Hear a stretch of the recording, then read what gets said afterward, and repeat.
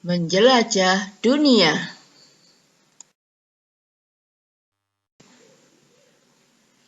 Bismillahirrahmanirrahim. Assalamualaikum warahmatullahi wabarakatuh. Saya akan menyampaikan mata kuliah Manajemen Operasi Jasa dengan materi rantai pasokan jasa yang bersumber dari Fitzsimons dan lain-lain. Definisi dan tujuan rantai pasokan jasa. Rantai pasokan jasa merupakan pendekatan sistem total pengiriman jasa dari pemasok ke perusahaan jasa dan ke konsumen. Perkembangan teknologi informasi, globalisasi, dan daur hidup jasa yang semakin pendek menggeser konsep rantai pasokan jasa. Adapun tujuan analisis rantai pasokan jasa adalah untuk menciptakan rantai pasokan jasa dengan biaya, tempat, waktu, dan jumlah yang tepat. Gambaran rantai pasokan jasa. Dalam rantai pasokan jasa, terdapat dua hal yang harus diperhatikan, yaitu hubungan dalam rantai pasokan dan pengelolaan ketidakpastian. Hubungan dalam rantai pasokan adalah antara pemasok, yaitu penyedia peralatan, obat-obatan, dan konsumen, kemudian perusahaan jasa dan konsumen. Jadi, konsumen juga sebagai pemasok atau yang disebut dengan bidireksional. Contoh rantai pasokan jasa pada jasa bank. Ketika nasabah menabung, maka nasabah adalah pemasok dana bank. Dan ketika nasabah menarik dananya, maka nasabah adalah konsumen. Contoh rantai pasokan jasa pada jasa klinik atau rumah sakit. Ketika pasien datang, maka pasien adalah pemasok rumah sakit. Dan ketika pasien berobat atau operasi, maka pasien adalah konsumen. Mengelola rantai pasokan jasa. Dalam mengelola rantai pasokan jasa, terdapat tiga hal yang perlu diperhatikan, yaitu kinerja pengiriman pemasok, stabilitas layanan, dan permintaan konsumen. Walaupun jasa bersifat intangible atau tidak wujud, namun juga memerlukan persediaan barang wujud untuk mengantisipasi stock out atau kehabisan persediaan. Misalnya persediaan pada jasa rumah sakit dapat berupa jarum suntik, obat, darah, dan lain-lain. Sedangkan persediaan pada jasa bank dapat berupa buku tabungan dan kartu ATM. Kinerja pengiriman jasa. Beberapa hal yang menyebabkan variasi pengiriman barang oleh pemasok adalah adanya bencana, kualitas yang kurang bagus, kuantitas yang tidak sesuai, terjadi kerusakan mesin, keterlambatan bahan. Untuk mengatasi masalah ini dapat dilakukan dengan membangun komitmen dengan pemasok, memiliki lebih dari satu pemasok, dan memiliki persediaan pengaman. Stabilitas layanan jasa. Untuk menjaga agar layanan yang diberikan oleh perusahaan jasa konsisten atau sama dari waktu ke waktu, dari dan untuk siapa saja, maka diperlukan 1. SOP layanan yang berdasarkan pada blueprint jasa. 2. Melakukan supervisi atau pengawasan proses layanan. Dan 3. Melakukan evaluasi layanan secara rutin untuk mengetahui apakah pelaksanaan sudah sesuai dengan SOP.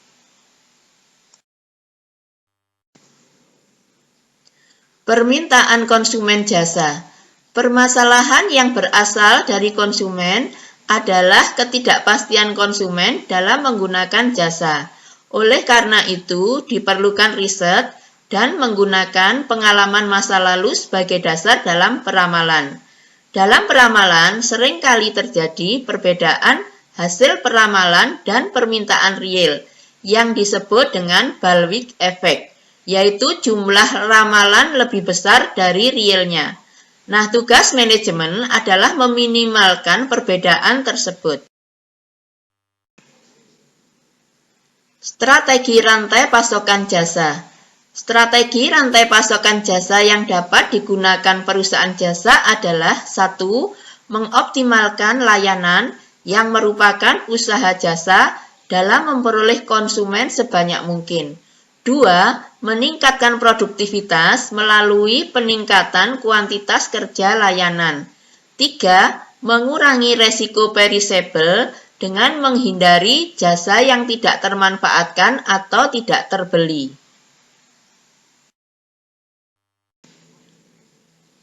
Mengoptimalkan layanan jasa. Jasa tidak bisa hanya mengandalkan dan menunggu konsumen yang datang, tetapi harus proaktif dengan mendatangi konsumen. Kesibukan konsumen menyebabkan konsumen tidak punya waktu atau mengabaikan untuk menggunakan jasa. Selain itu, jarak dan kondisi konsumen yang tidak memungkinkan menjadi kendala mendatangi lokasi jasa. Misalnya, pekerja yang jadwalnya padat, keterbatasan alat transportasi dan kondisi fisik konsumen tidak memungkinkan mereka mendatangi jasa. Oleh karena itu, perusahaan dapat menawarkan untuk memberikan layanan ke tempat yang diinginkan oleh konsumen. Misalnya adanya home care, di mana perawat datang ke rumah si pasien, atau laundry, ada jasa antar jemput, atau GoFood, mengirimkan makanan. Meningkatkan produktivitas layanan. Meningkatnya penggunaan teknologi informasi dan komunikasi memudahkan perusahaan dan konsumen berinteraksi. Oleh karena itu, perusahaan jasa dapat memanfaatkan teknologi informasi dan komunikasi untuk memberikan layanan kepada konsumen, baik melalui telepon, website, maupun call center, sosial media. Misal seseorang yang menghadapi masalah dan panik, tidak memungkinkan datang ke lokasi jasa, maka dia dapat menggunakan call center. Mengurangi resiko perisable. Kurang optimalnya pemanfaatan kapasitas perusahaan jasa bisa juga disebabkan oleh keterampilan dan kompetensi pekerja yang kurang memadai, atau kejenuhan pekerja oleh pekerjaan yang monoton. Oleh karena itu, diperlukan pelatihan atau recharge yang kontinu baik inbound maupun outbound. Selain itu, perusahaan perlu memberikan penghargaan terhadap pekerja yang berprestasi untuk memacu semangat bekerja yang lebih baik. Penggunaan sosial media dalam rantai pasokan jasa. Sosial media merupakan sarana dalam bertemu dan berinteraksi antara perusahaan jasa dan pemasok atau konsumen, baik secara langsung maupun tidak langsung. Penggunaan sosial media merupakan salah satu keunggulan bersaing bagi perusahaan saat ini. Penggunaan sosial media dalam komunikasi berdampak multiplier effect, di mana komunikasi yang semula one to many menjadi many to many. Pada komunikasi tradisional, satu sumber secara searah diterima oleh satu atau banyak orang. Sedangkan pada komunikasi modern dengan sosial media, dari satu sumber dapat berkembang ke sumber secara timbal balik dan berantai.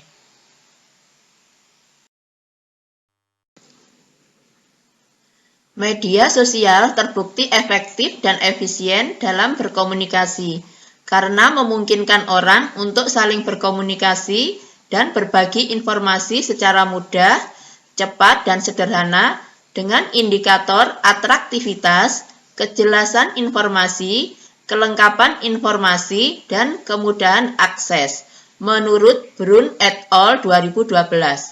Sehingga pemilihan sosial media yang tepat dapat mencapai sasaran yang tepat pula. Selain itu, sosial media identik dengan kohort atau kelompok umur. Misal, kelompok umur tua menggunakan Facebook dan WA. Kelompok usia muda menggunakan YouTube, Instagram, dan lain-lain.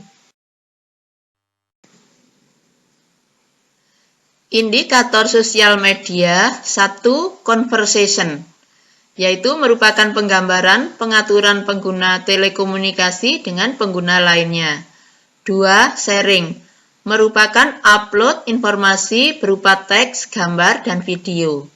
3. Relationship, merupakan kemudahan anggota mengakses dan berhubungan dengan anggota lain.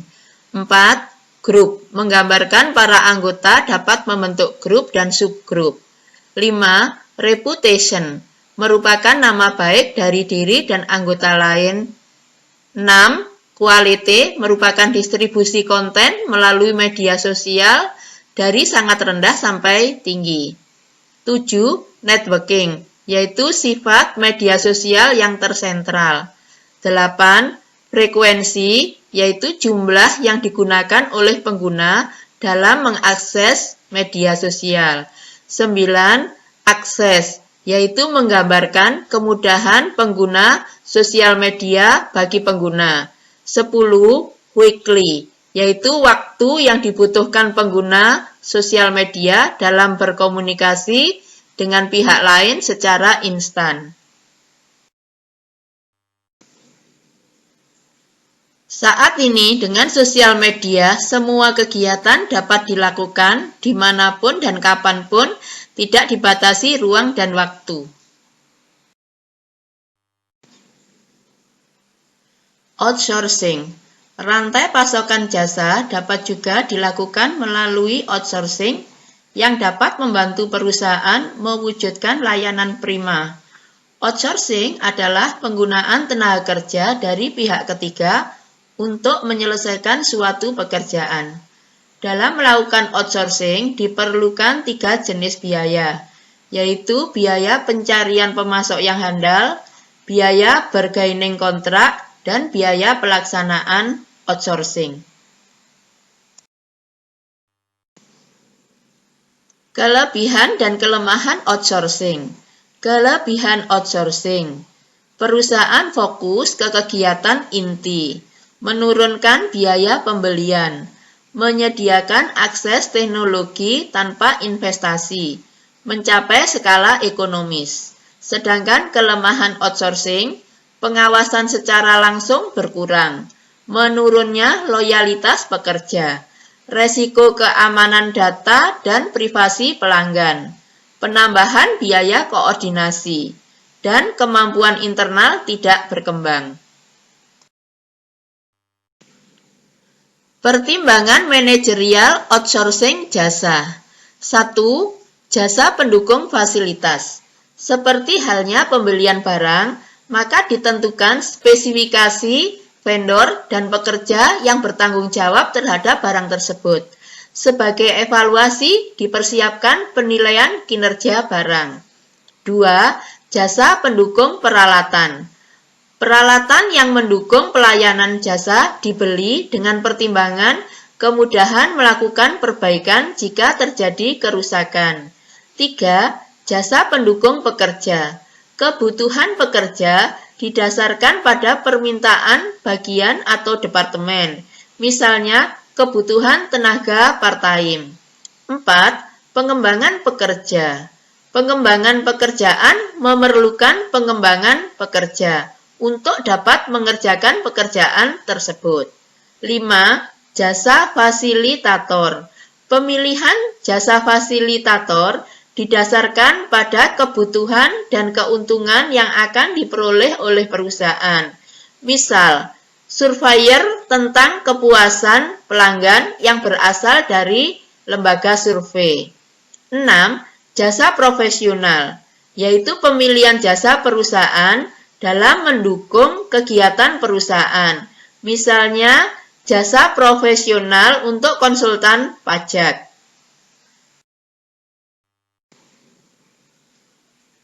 Demikian materi rantai pasokan jasa. Semoga bermanfaat. Terima kasih atas perhatiannya. Wassalamualaikum warahmatullahi wabarakatuh.